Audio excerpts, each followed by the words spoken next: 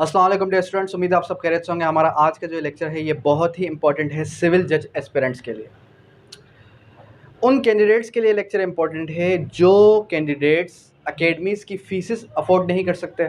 Secondly, वो हमारी academy में फ़िज़िकली या ऑनलाइन ज्वाइन नहीं कर सकते, तो उनके लिए आज का लेक्चर बड़ा इंपॉर्टेंट है। और आज के इस लेक्चर का जो बेसिक एजेंडा है वो ये है कि किस तरीके से सिविल जज कम मजिस्ट्रेट की प्रिपरेशन घर पर बैठकर स्टार्ट की जाए। अब इस लेक्चर से वो कैंडिडेट्स भी फ़ायदा उठा सकते हैं कि जो ख़ुद से तैयारी करना चाहते हैं। सेकेंडली, वो कैंडिडेट्स भी इस लेक्चर से फ़ायदा उठा सकते हैं जो हमारा सेशन ऑनलाइन घर बैठे बैठे ज्वाइन करना चाहते हैं।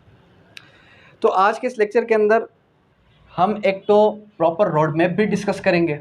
सेकेंडली, ये भी डिस्कस करेंगे साथ ही साथ कि किसी भी कैंडिडेट को जब वो सिविल जज की प्रिपरेशन का आगाज़ करता है तो उसके लिए कौन कौन सी बेसिक रिक्वायरमेंट्स, कौन कौन सी जो इंस्ट्रूमेंट्स हैं वो उसके पास अवेलेबल हों तो वो प्रॉपरली घर पे बैठ के भी सिविल जज की प्रिपरेशन कर सकता है। ठीक है, सबसे पहले तो आइदर आप सिंध से हैं, आइदर आप पंजाब से हैं, इट डजेंट मैटर, लेकिन आज मैं बेसिक चीज़ों पे ही बात करूँगा। बेसिक जो हमारे पास एजेंडाज हैं उन पर ही बात करूँगा। तो सबसे पहला जो मेन फोकस होता है स्टूडेंट्स का वो होता है नोट्स पर, कि सर नोट्स किस तरीके से प्रिपेयर किए जाएं, चाहे सिंध की बात की जाए, चाहे पंजाब की बात की जाए, ठीक है, चाहे केपीके की बात की जाए। नोट्स एक ऐसा असासा है किसी भी कैंडिडेट के लिए। जब वो जुडिशल सर्विसेज की तरफ जाता है तो वो ये कहते हैं कि सर क्या नोट्स हम किसी के परचेज़ करें, क्या नोट्स हम जो है ख़ुद से प्रिपेयर करें, किस तरीके से हम नोट्स को बना सकते हैं एट्रैक्टिव नोट्स हों कि वो हमारे काम, जब तक हम किसी पोस्ट पे ना पहुँचें तब तक वो हमारे काम आते रहें। तो देखें, नोट्स पर अगर आप रिलाय कर रहे हैं तो आपने एक चीज़ बड़े ही अच्छे तरीके से याद रखनी है कि कभी भी किसी कैंडिडेट के नोट्स से कॉपी ना करें। सेकेंडली, किसी के स्टूडेंट के नोट्स पर रिलाय ना करें। हाँ ठीक है, अकेडमीज़ के नोट्स पर आप रिलाय कर सकते हैं अप टू सम एक्सटेंट, लेकिन अगर कोई भी कैंडिडेट अगर अपने नोट्स प्रिपेयर करता है तो वो अपनी हैंड राइटिंग में करता है तो वो उस कैंडिडेट के लिए ही मुफीद हैं, आपके लिए मुफीद नहीं हो सकते। अंडरस्टैंड? हाँ, अगर उसने उस पर वर्किंग अच्छे से की है, उसने जो है उसको वर्ड फाइल के अंदर कन्वर्ट करके अच्छे तरीके से प्रॉपर्ली मेंटेन किया है, अगर वो फिर आपको दे रहा है तो ठीक है। लेकिन अगर वो बाय हैंड रिटन नोट्स हैं तो मैं यही कहूँगा कि आप, उससे बेहतर ये है कि आप ख़ुद से अपने ही नोट्स प्रिपेयर कर लें। तो नोट्स पर रिलाय अगर आप करते हैं तो आपने नोट्स प्रिपेयर करने कहाँ से हैं? नोट्स प्रिपेयर करने कहाँ से हैं? बेसिक जो रिसोर्सेज हैं या तो हों आपके बैरक से, या फिर आप जो है नोट्स प्रिपेयर करते हैं कमेंट्री की बुक से, ठीक है, या फिर आप नोट्स प्रिपेयर करते हैं किसी अदर रिसोर्सेज यानी किसी और के नोट्स से, ठीक है। लेकिन अक्सर स्टूडेंट्स जो मेरे पास पढ़ते हैं वो कहाँ से नोट्स बनाते हैं? वो नोट्स बनाते हैं बैरक से। सेकेंडली, वो नोट्स प्रिपेयर करते हैं मेरे ही जो रिकॉर्डेड हमारी जो है रेगुलर बेसिस की क्लासेस होती हैं उन क्लासेस से ही वो नोट्स प्रिपेयर कर रहे होते हैं। तो उनसे उनको फ़ायदा आगे चल के होता भी है और हुआ भी है। तो ये बेसिक सोर्स होता है। फर्स्ट ऑफ ऑल स्टूडेंट का बेसिक क्वेश्चन होता है कि सर नोट्स कहाँ से प्रिपेयर करें? तो नोट्स या तो आप क्लासेस से प्रिपेयर कर सकते हैं या तो नोट्स आप बैरक और कमेंट्री वाली बुक से भी प्रिपेयर कर सकते हैं। फिर आते हैं अब हम किसकी तरफ? पास पेपर्स की तरफ, कि पास पेपर्स से किस हद तक हेल्प आउट ली जा सकती है। सिंध से हैं, पंजाब से हैं, किसी भी प्रोविंस से हैं, पास पेपर पर 100% रिलाय ना करें। अगर आप 100% रिलाय कर रहे हैं that means you are wrong. Past papers पर आप अप टू 50% रिलाय कर सकते हैं। पास पेपर से सवाल आते हैं, मैं ये नहीं कहता हरगिज़ नहीं आते। एक तो पास पेपर से इवोल्यूशन कर सकते हैं आप कि सवाल किस नेचर के आ रहे हैं। सेकेंडली, आप क्या कर सकते हैं, पास पेपर्स को इवोल्यूएट करके उस पास पेपर को ही जो है क्वेश्चन में कन्वर्ट करके और आप खुद का सेल्फ टेस्ट ले लें, ठीक है। इससे एक तो आपकी प्रैक्टिस भी हो जाएगी, आंसर राइटिंग प्रैक्टिस। सेकेंडली, आपको जो है ये पैटर्न पता चल जाएगा कि जिस प्रोविंस से आप बिलोंग कर रहे हैं उस प्रोविंस का पैटर्न क्या है, एग्जामिनर का, एग्जामिनर किस नोयत के सवालात पूछता है, ठीक है। क्लियर है यहाँ तक? ठीक है। अब पास पेपर पर आप रिलाय करें 50%, यानी कि पास पेपर से भी सवाल आते हैं। पास पेपर्स कितने साल के हों? ये हों आपके पास 10 to 15 ईयर्स के पास पेपर। अगर किसी के पास अवेलेबल नहीं है तो वो मुझसे कांटेक्ट करके भी अवेल कर सकता है। यहाँ तक क्लियर है। अब आते हैं किसकी तरफ, कि आपके पास कौन कौन से इंस्ट्रूमेंट होने चाहिए जंग के मैदान में उतरने के लिए। जंग का मैदान कौन सा है? Judicial preparation. जुडिशियल प्रिपरेशन जंग का मैदान है, और जंग की फ़तह कब होगी? जब आप जुडिशियल एग्जामिनेशन पास कर जाएंगे, जब आप अपने एक्चुअल जो सीट है उस पे जाके बैठ जाएंगे। ठीक है, फिर हम कह सकते हैं कि आपने वो जंग फ़तह कर ली।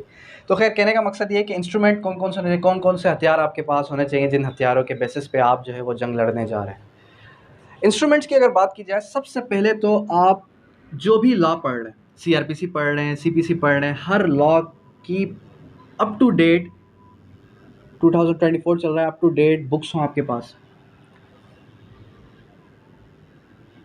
ठीक है, वो बुक्स बैरेक्स भी हो सकती हैं, कमेंट्री वाली भी हो सकती हैं। डिपेंड करता है कि आपके पास टाइम कितना है, डिपेंड करता है कि आप कितने टाइम में स्टडी कर रहे हैं। सेकेंडली, आपके पास सेपरेट सेपरेट हर किसी के नोटबुक होने चाहिए जिस पर आप नोट्स प्रिपेयर करेंगे।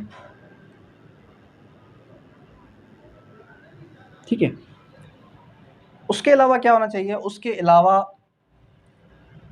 अगर जनरल नॉलेज है, अगर इंग्लिश है, उसका पोर्शन है, तो उसके लिए भी परफेक्ट बुक्स ऑलरेडी मैं अपने लेक्चर के अंदर बता चुका हूँ कि जब आप जीके की बात करते हैं, जब आप इंग्लिश की बात करते हैं, तो उसके लिए जो बुक्स मैं रिकमेंड करता आ रहा हूँ वो बुक्स बिल्कुल परफेक्ट हैं आपकी प्रिपरेशन के लिए। ठीक है, तो जीके और इंग्लिश की अगर बात की जाए तो उनकी भी बुक्स आपके पास हों, उनकी प्रैक्टिस करते रहें, तो इंशाल्लाह उस पर भी आपको ग्रिप आ जाएगी। क्लियर है यहाँ तक? ठीक है, उसके बाद फिर आते हैं किसकी तरफ? अब आते हैं कि आंसर राइटिंग प्रैक्टिस।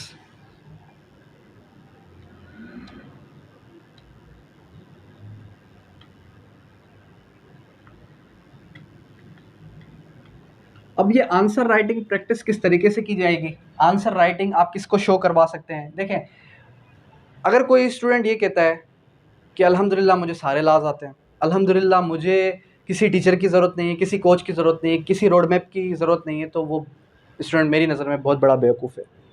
वो बेवकूफ़ किस लिए है? वो बेवकूफ़ स्टूडेंट इस वजह से है क्योंकि वो ओवर कॉन्फिडेंट हो चुका है।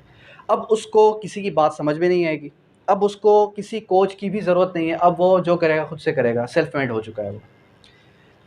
ऐसा आपने हरगिज़ नहीं करना। आपने हर किसी से गाइडेंस लेनी है। आपके आस-पास, इर्द-गिर्द जितने भी कोई भी ऐसा शख्स है, चाहे आपका फ्रेंड है, चाहे आपका कोई कज़न है, चाहे आपका कोई भाई है, जो जुडिशियल सर्विसेज में करंटली है, इट मीन्स कि वो सिविल जज है, मजिस्ट्रेट है, ADJ है, जो भी है, उनसे आपने गाइडेंस टाइम टू टाइम लेते रहनी है। और सेकेंडली, आपने क्या करना है? आपने उनको ये कहना है कि हमें आप जो है हमारा टेस्ट ले लिया करें मंथ में 1 या फिर 2, एक मंथ के अंदर।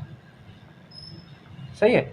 इससे क्या होगा? देखें, उनका जो एक्सपीरियंस है, जिस एक्सपीरियंस की बिना पे वो आज उस सीट पे हैं, तो वो आपको बेहतर तरीके से, अगर वो आपके करीब हैं, वो आपको और मज़ीद बेहतर तरीके से गाइड कर सकेंगे। सही है।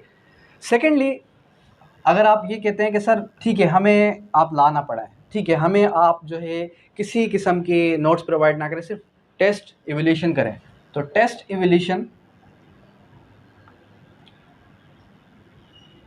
जो कि ग्रुप है, आप वो ग्रुप भी सिंपली आप वो ग्रुप भी ज्वाइन कर सकते हैं, जो कि टेस्ट ग्रुप होगा, जिसमें आपके 1 वीक में 1 टेस्ट कंडक्ट किया जाएगा, और आपको जो है वीकली टास्क भी दी जाएगी कि आपने इस वीक में क्या पढ़ना है, इस वीक में क्या पढ़ना है, किस तरीके से पढ़ना है, ये सारा कुछ आपको उस ग्रुप के अंदर बताया जाएगा। खैर, इस तरीके से आप उसको भी, वो वहाँ से भी फ़ायदा उठा सकते हैं। अगर आप जो है रेगुलर क्लासेस ज्वाइन करना चाहते हैं, तो रेगुलर क्लासेस में ऑलरेडी मेंशन कर चुका हूँ कि 1 जून से स्टार्ट हो रही हैं।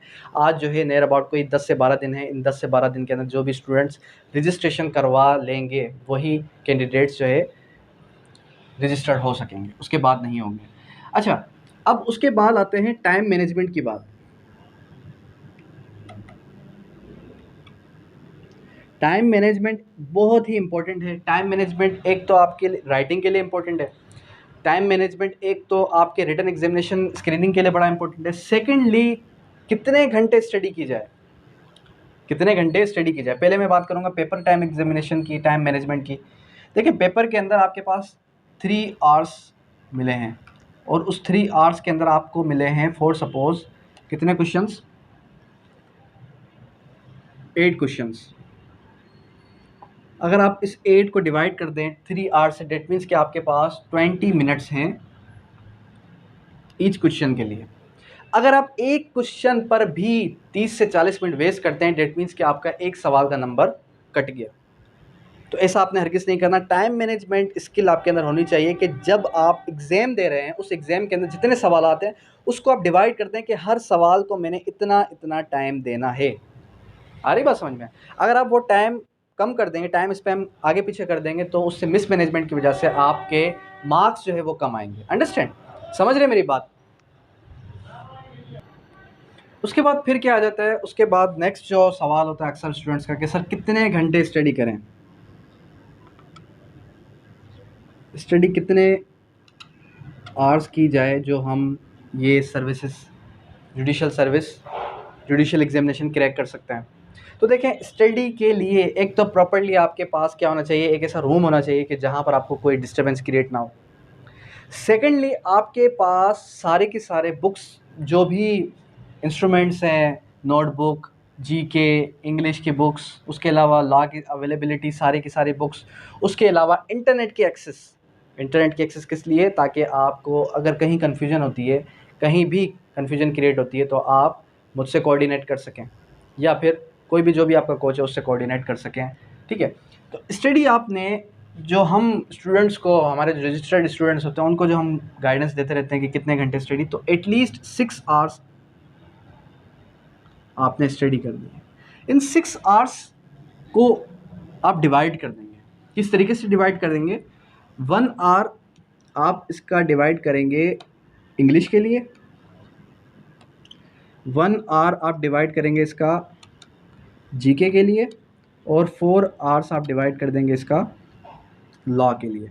और जो 4 आवर्स है इसको भी डिवाइड कर देंगे 2 आवर्स किसके लिए, माइनर एक्ट्स के लिए, और 2 आवर्स मेजर एक्ट्स के लिए। फिर आप देखें इंशाल्लाह विद इन 6 मंथ्स अपने अंदर चेंजिंग किस तरह continuously. Consistency is very important. अगर आप कंसिस्टेंट ना रहे, कंसिस्टेंट ना रहे तो फिर आप हरगिज़ खुद से ही शिकायत कीजिएगा कि सर किस तरीके से हम कहाँ थे और कहाँ आ गए। क्योंकि कंसिस्टेंसी एक वाहिद ऐसी चीज़ है जो आपको कहाँ से कहाँ पहुँचा देती।